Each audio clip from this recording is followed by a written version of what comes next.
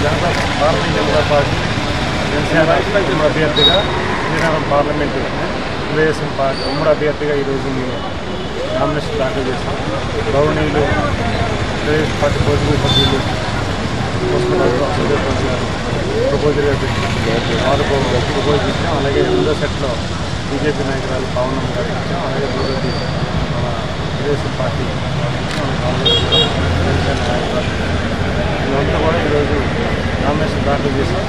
ఈరోజు ఉమ్మడి అభ్యర్థిగా ఈరోజు అందరూ మద్దతు ఇచ్చి ఇక్కడ చంద్రబాబు నాయుడు గారు, నారా లోకేష్ గారు, పవన్ కళ్యాణ్ గారు, మోడీ గారి నాయకత్వం పవన్ గారు, కిరణాయి అంతా కూడా మాకు అభ్యర్థిగా ఎంపిక చేసి అవకాశం ఇచ్చినందుకు వారికి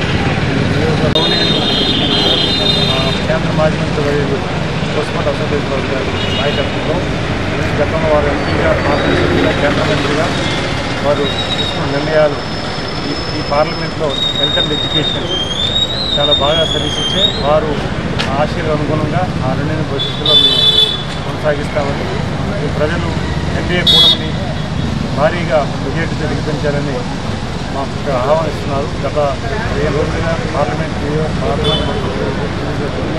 వారు వారి ఆదరణ అభిమానం ఖచ్చితంగా మెజారిటీతో మేము పార్లమెంట్ అడుగు పెడతామని చెప్పి తెలియజేస్తున్నాం. మీరు ఏ నమ్మకాలతో పార్టీ అధిష్టానం కానీ ఉమ్మడి పార్టీలు కానీ కూటమి కానీ అవకాశాన్ని ప్రజలకు పరిశీలించిన అవకాశాన్ని